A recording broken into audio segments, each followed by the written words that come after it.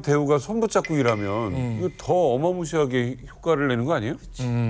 뭐 손붙잡고 일을 할 수는 있겠지만 또 두 기업은 경쟁 관계거든요. 그러니까 그럴 순 없지. 그래가지고 이게 잘안 뭐 되는구나. 현대는 금강산 사업을 했지만 김우중 회장도 그걸 하고 싶어했어요. 금강산. 그다음에 거꾸로 또 그 전주요. 정재용 회장도 남포 같은 데다 공단 같은 거 만들고 싶어했고. 그러니까 문제는 뭐냐면은 북한이란 땅 지금 냉전 해체됐거든요. 사유진 다 망했잖아요. 그러니까 그렇죠. 북한이 망하거나 곧 망하거나 아니면 안 망한다 하더라도 과거와 같은 냉전은 아니다라는 거예요. 그렇다면 미개척지가 딱 있거든요. 누가 선점하느냐의 싸움이라는 거죠. 야, 거기서 가장 중요한 게 그 결정권을 가졌던 게 이제 김일성. 김일성과의 관계를 누가 먼저 가져가느냐라고 하는데 아마도 이제 그 부분에서 김우중 씨가 좀 더 앞서지 않았나. 실제로 현대와 대우가 많은 업종에서 겹쳤어요. 앞서 자동차 얘기 계속 하셨지만 대우 자동차, 현대 자동차. 그리고 조선은 대우조선과 현대중공. 맞다. 대우조선 있었어요. 네, 우리나라 조선업을 전 세계적인 산업으로 이끈 1등 공司대우조선이 있었죠. 이 두 회사죠. 예. 건설사도 대우건설, 현대건설. 사사건건 많은 업종에서 부딪힌 거예요. 이 얘기 아세요? 삼성과 현대와 대우 임직원이 돌다리를 건넙니다. 삼성은 어떻게 건너요? 돌다리를 두들겨 보고. 현대는 어때요? 그냥 건. 날아가? 일단 건너요. 대우는 현대 건너니까 따라 건너요. 아니 좋은 표현이에요. 네, 이게 기업들이 어떤 행태로 경영을 하는지 기업의 특징을 얘기해주는 일화인데 삼성은 굉장히 신중하게 돌다리를 두들겨 보면서 반도체 사업에 집중했어요. 그런데 현대와 대우는 일단 무조건 건너고 따라 건너고 어디서도 부딪히고 계속 만나는 거예요. 그렇죠. 그러니까 비슷한 업종을 계속 하고 싶은데 내가 이 업종에서 어떤 걸 수주하고 싶은데 현대가 가면 이미 대우가 가 있고 대우가 가 있으면 현대가 가 있고 맞네. 부딪히고 만날 수밖에 없으니까 서로 좋겠어요? 아예 앞서가는 1등이 잘하면 그런가 보다 하는데 비슷한 수준의 누군가 옆에서 자꾸 내 영역을 침범하는 것 같으면 그렇죠. 진짜 더 화나잖아요. 아니, 김두인 기자님을 얘기하는 것은 아닙니다. 우리는 상생이 아무도 그런 아니에요. 생각 안 해요. 라이벌인데. 아니, 근데- 웃음소리를 크게 내시길래. 아니 사실 근데 이 북한은 또 이제 김부자를 또 빼놓을 수 없잖아요. 그럼요. 김일성하고 김정일의 마음을 어떻게 뺐느냐가 사실은 성공에 좀 갈리낌이 될 것 같은데 어떻게 좀 꼬셨나요? 그래서 현대는 북한 술을 샀어요. 술? 북한 맥주, 북한 소주, 인삼주, 거기다 사이다. 내주 뭐 그래. 네, 그리고 인삼 세트, 커피 세트까지 사서 우리 돈으로 당시 4천만 원 정도. 오.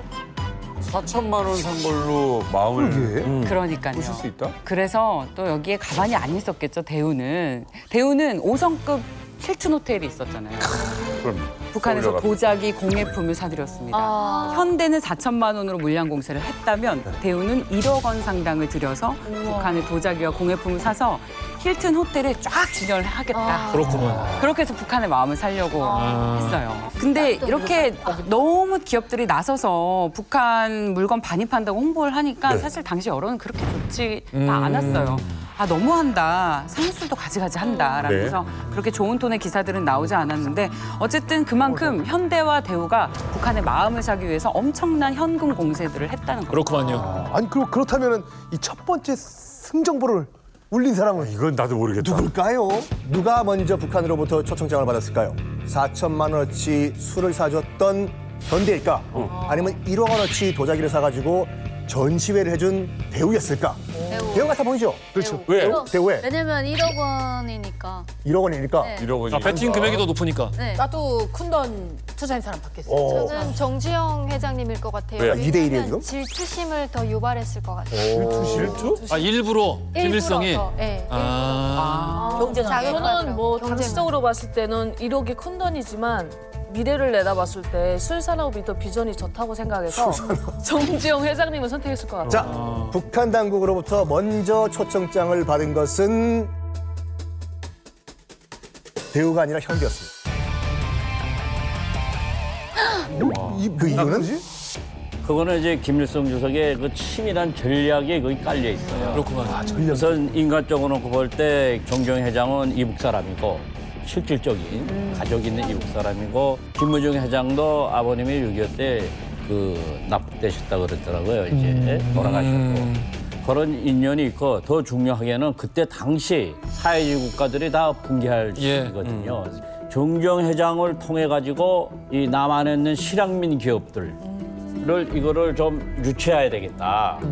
이거 해가지고 경제를 일으키지 않으면 굶어 죽는다 이게. 네. 그런 전문가가 필요한데 가장 적합하다. 네. 이걸 김일성 주석의 책사로 좀 활용을 해야 되겠다 네. 하는 이제 밑그림들이 깔려 있어요. 그렇구만요. 이거 어쨌든 간에 올림픽 유치까지 했던 사람이면 북한에서는 굉장히 뭔가 매력은 갖출 수밖에 그렇죠. 없어. 있지 않았나. 정지영을 잡는 거는 내가 더 도움이 되겠다는 생각을 했던 것 같아요. 자, 어쨌든 정지영 회장은 라이벌인 김우중 회장을 제치고 1989년 1월 남한 기업인 최초로 북한 땅을 밟게 됩니다. 평양방송은 오늘 정주영 현대그룹 명예회장의 북한 방문을 공식으로 확인했습니다. 북한은 오늘 평양방송을 통해 정주영 회장의 북한 방문을 고향 방문이라고 전하면서 정 회장의 가족과 친척들이 만나기를 기다리고 있다고 보도했습니다. 우리 정부의 협조를 얻어가지고 우리 정부의 수색이 끝나면은 북경에 있는 이국 대사관을 통해서 비자를 받아가지고 그때 떠나려고 합니다. 89년 1월 24일. 남선동포 기업가 정주영이 고향을 방문하기 위해서 어제 평양에 도착했습니다. 북한 특구 한국 기업 진출을 논의하러 간다. 정 회장이 북한 고위층의 친서를 갖고 왔는지도 확인되지 않았습니다.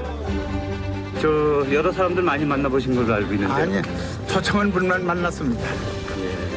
고향에 다녀오셨습니까? 다녀왔습니다.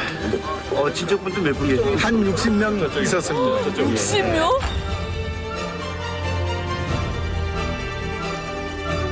합의하신 것 중에 가장 중요한 건 무엇입니까?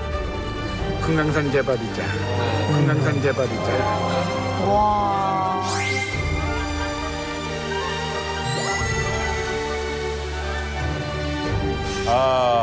대단하네. 김우중 회장보다 먼저 북한 사업 진출. 먼저 그렇습니다. 가셨으니까.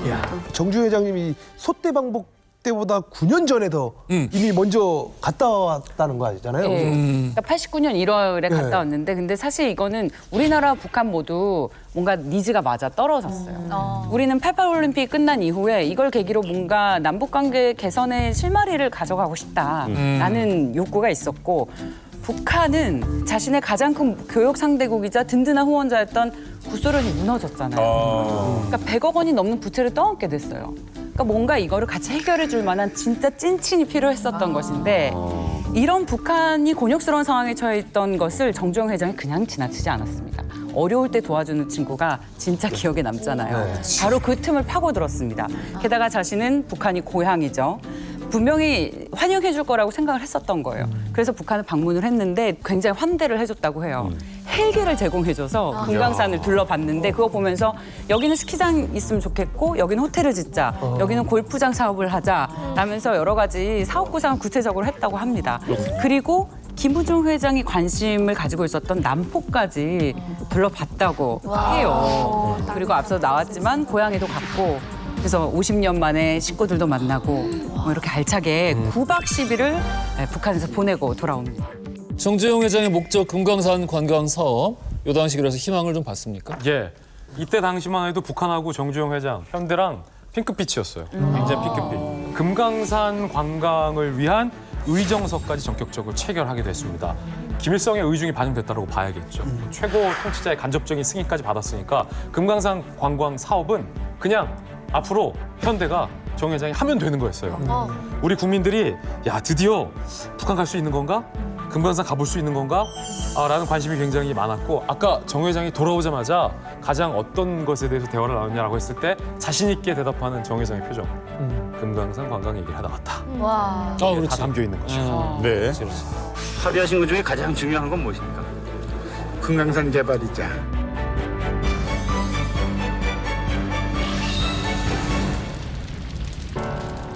일단 정주영 회장이 전 앞에서 더 잘 나가는 것 같이 보이지 않습니까? 노태우 정권, 특히 정확하게는 노태우 정권의 안기부가 발목을 잡습니다. 뭐라고 얘기하냐면 정주영 회장이 북한에 가서 사인한 모든 계약서는 다 무효다. 왜? 국가원법 위반인가? 아니요.